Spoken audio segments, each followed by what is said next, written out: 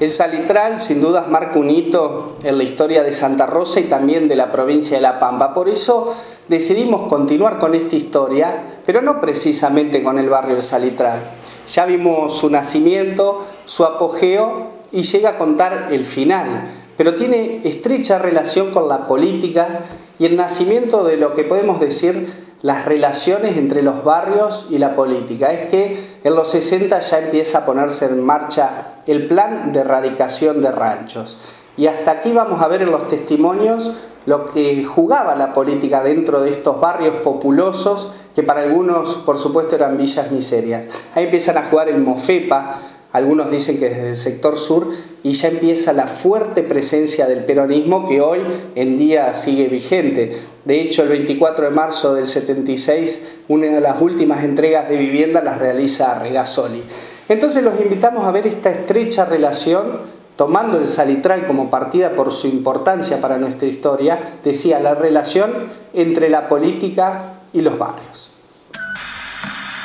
El Salitral, el barrio que se instaló en forma precaria a las orillas de la laguna de Santa Rosa, llegó a tener centenares de casas durante los años 50. En la década del 60, cuando Santa Rosa comenzó a crecer, esa barriada periférica atentaba contra la modernización de la ciudad y las autoridades decidieron poner en marcha un plan de erradicación de ranchos. El epílogo empieza con políticas desarrollistas, con políticas estamos hablando del fines de la década del 50, principios del 60, en La Pampa con el gobernador Amit en algunos casos, fueron algunas de las viviendas que más se recuerdan como las de inicio de la dispersión del Salitral.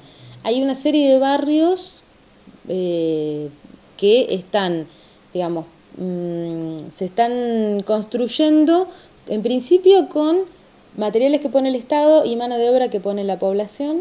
En el año 63 hubo una inundación donde te cuento, mi casita, la casa que nosotros teníamos teníamos que entrar agachados porque el piso era para abajo, o sea, tenía más o menos medio metro para abajo, porque era una casita muy petiza. Y bueno, todo eso se inundó, todo lo que es el megaestadio, todo eso se inundó. Y bueno, tuvimos que ir a vivir un tiempo a un hospital viejo que estaba en la calle Raúl Bedía, y luego, en la época del doctor Ismael Amit, hicieron el primer barrio de Pan, que fue donde vinimos a vivir, ahí que está al lado del molino. De ahí pasé de los 14 años hasta que mi viejo me corrieron. Eran las políticas desarrollistas, digamos, de tratar de mejorar los niveles de vida de la población, los indicadores de salud, de educación, etcétera, etcétera. De hecho, uno de los barrios que se conoce como barrio de erradicación de ranchos es el Mataderos. Digamos, hay gente que todavía lo menciona como barrio de erradicación de ranchos, otros lo mencionan como Mataderos, otros como Nicolás Levalle. Digamos, en este plano de evitar además lo que era para los sectores dominantes toda una vergüenza, si se quiere, en términos sociales, ¿no? A mí ayudó muchísimo a la gente yo creo que como peronista, yo fui peronista, lo voté a Regasoli en la fórmula Regasoli Marín, trabajamos y acá todos fuimos atrás de la fórmula. Pero mucha gente del Salitral no, se volcó hacia el doctor Smith. Y te acordás que fue la segunda fuerza que nosotros íbamos con un frente, era el Frejuli. Y no, tuvimos que trabajar mucho, porque acá éramos pocos, en este barrio éramos pocos, nosotros nos tocaba, y nosotros íbamos a todos los barrios porque tenemos familiares, amigos, ¿viste? Bueno, íbamos a hacer militancia y a concientizar a la gente por qué queríamos que el peronismo. A fines de los años 60, comenzaron a levantarse barrios en otras zonas de la ciudad para ubicar a los pobladores de El Salitral, en los que se le ofrecían mejores condiciones de vida. El plan era empezar a erradicar los ranchos de la orilla de la laguna. De ahí me vine en 1973, que los dieron acá, las casitas estas, que los dio el intendente Monteni. Uno extraña, pero mejor que donde estábamos. Pero nosotros habíamos hecho unas casitas, mi marido, lindas ya, porque nosotros hicimos el barrio de atrás del molino, el EPA que le decíamos, eso trabajamos todos los chicos míos, mi marido, todo para hacer ese barrio. Y de ahí nosotros iniciamos con otras maestras para que pusieran la escuelita número 20 allá atrás del molino, el Salitral, había el Salitral. Y después ya se empezó a hacer la escuela grande, la escuela estaba en un galpón. Ese fue el primer barrio que hizo el MIR de EPAN, Esfuerzo Propio, Ayuda Mutua. Mi viejo tenía la casa número 1, Ávila, que todavía vive ahí, Ávila murió no hace mucho, era un año, la casa número 2, bueno, y después estaban los padres de Fasulo, después venían los Herbiti, Gómez, Cisnero, Agüero, Cornejo, los Morales, Juan Díaz y los Manterola. Poco a poco, a medida que se inauguraban las nuevas casas, los antiguos pobladores de El Salitral se fueron mudando a otras zonas de la ciudad, como el EPAM en 1962, Las Rosas, Los Olmos, Cruz del Sur y Peñirruca. Los que no quisieron casas se marcharon a Villa Parque o Zona Norte. Y con el tiempo, bueno, se fueron haciendo varios barrios, el barrio EPAM, ahí a pocos metros del Salitral, los barrios Las Rosas, Cruz del Sur, Los Olmos, después el que se conoce como barrio Belgrano. Alguna gente no aceptó casitas de barrio y prefirieron tener un terreno, por ejemplo, donde pudieran criar algunos animales y tener alguna huerta, y les otorgaron terrenos en Villa Parque y en Zona Norte. Y otro de los barrios que fue desprendimiento, que son de los últimos, son Mataderos, el que se conoce como Mataderos, barrio Nicolás Levalle, y Peñirruca, que fue el último. El Salitral, a mí, personalmente, y a mi familia,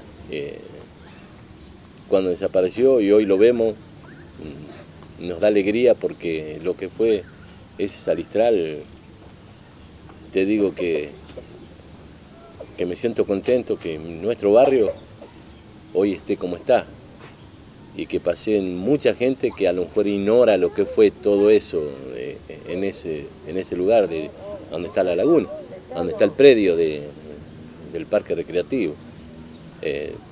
Sentí mucha tristeza cuando es como si te separás de una familia. Sentí tristeza porque se iban mis amigos a otro lado y teníamos que ir lejos a verlo. Pero a la vez sentí alegría porque sabíamos que íbamos a tener una lluvia.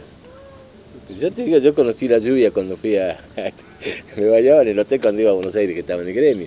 Hicieron este barrio y los dieron a nosotros. Pero te digo que me sentí contento porque, bueno, cada uno iba a tener su casa. Nosotros siempre decíamos que cuando fueron al barrio los del Salitral, les tiraban a la luz, al foco lo soplaban para apagarlo, porque te acostumbrado que teníamos una lamparita, una lamparita de querosén. Rompíamos las bombillas para poner la mecha.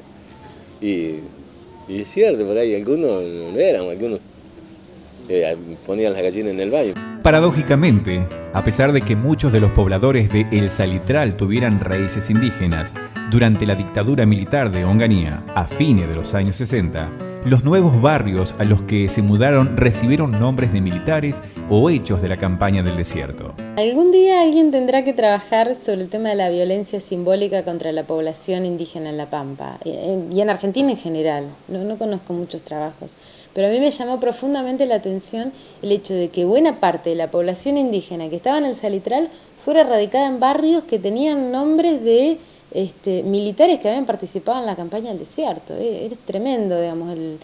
Uno de los primeros barrios, el que está en la Antártida Argentina, entre Gobernador Duval, entre Mendoza y San Juan, creo que es Héroes de Cochicó. Y Héroes de Cochicó se refiere no a la población indígena que murió en la batalla de Cochicó y al grupo de Yancamil, sino, digamos, a la población criolla. Buena parte de ellos también eran indígenas. Y no se refieren en general a población indígena en términos benéficos.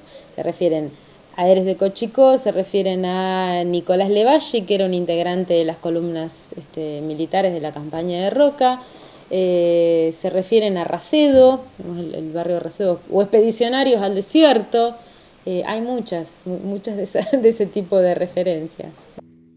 Los habitantes de El Salitral conservaron su agradecimiento hacia quienes a través de la política intentaron mejorar, de una forma u otra, sus condiciones de vida. Sus inclinaciones se volcaron hacia los partidos populares, el peronismo o el MOFEPA, con quienes se identificaron. El peronismo de alguna manera impactó mucho más socialmente dentro de la población del Salitral que otras políticas. Eso no digo que no me cabe duda, pero sería una cuestión a investigar más adelante, pero es muy probable que haya impactado más.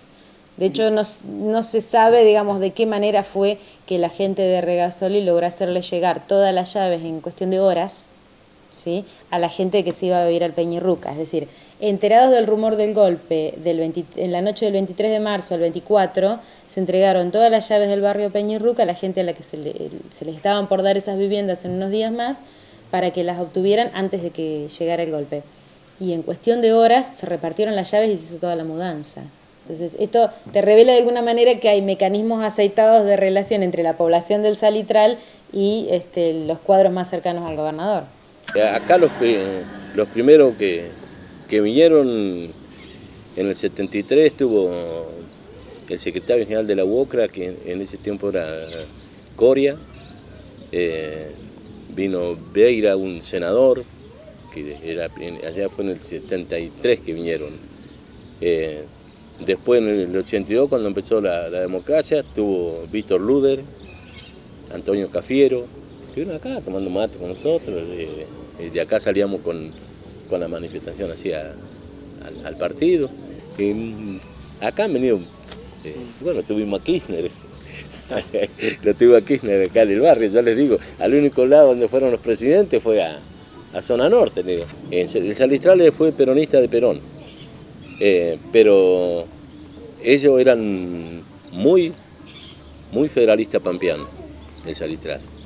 ¿Por qué? Porque el reconocimiento que se le hizo al doctor Asmí, porque yo te digo, como peronista, yo tengo un respeto por Asmí y por Perón, y por Marín. Fue durante el gobierno peronista de Aquiles José Regasoli que se erradicó la última parte del barrio. El puñado de habitantes que quedaba en esa zona recibió sus llaves en una fecha paradigmática. El mismo 24 de marzo de 1976, cuando se marcharon llave en mano al barrio Peñirruca. 12 de la noche andaba José Regasoli y Alicia, una chica que no me acuerdo, Alicia era la que salieron a entregarle las llaves a la gente. Regasoli cae preso a los 2 días. Bueno, cuando él cae nosotros ya lo estábamos esperando, sabíamos que iba, o sea, nosotros ya estábamos presos. Pero fue lo último que hizo. Pero por eso el Peñirruca, yo te digo que es muy peronista el Peñirruca. Me acuerdo de la época de don José, cuando entregó, bueno, primero en la época de los militares entregaron 3 barrios que fueron donde sacaron toda la gente aquí del Salitral. El barrio Las Rosas, el barrio Los Olmos y el barrio Cruz del Sur. Ahí se fue toda la gente. Y mucha gente que no quería la casita de barrio, le dieron la opción de ir a Villa Parque. Son la gente que está en Villa Parque. Y en la época del doctor Amit, yo me acuerdo del gobernador Regasoli, de don José, él de noche, cuando lo derrocan, estaba entregando las casas, él llevando a la gente a entregarle la casa del Peñirruca. El Salitral fue una sociedad nacida en las clases populares que tuvo sus códigos y leyes. Pero también fue una comunidad que cultivó un sentido de pertenencia y una identidad propia entre sus pobladores que perduró a pesar de la desmembración que sufrió la barriada. El sentido de pertenencia de esa gente, recuerdo, de pertenencia al lugar, ¿no? Recuerdo que en el año 68, más o menos 69, en la época de Onganía, entre el 66 y 69, comienza el éxodo de toda esta gente a diversos barrios que el Estado va construyendo a lo largo de la calle Chile, a la zona del Matadero, digamos, esto en barrios provistos por el Estado, en todo un programa de erradicación, digamos, de ranchos, no sé cómo se lo llamaba. Y bueno, y ese mismo sentimiento de pertenencia se va dando en encuentros casuales me acuerdo, ¿no? Por los pibes de la edad mía en esa época, ¿no?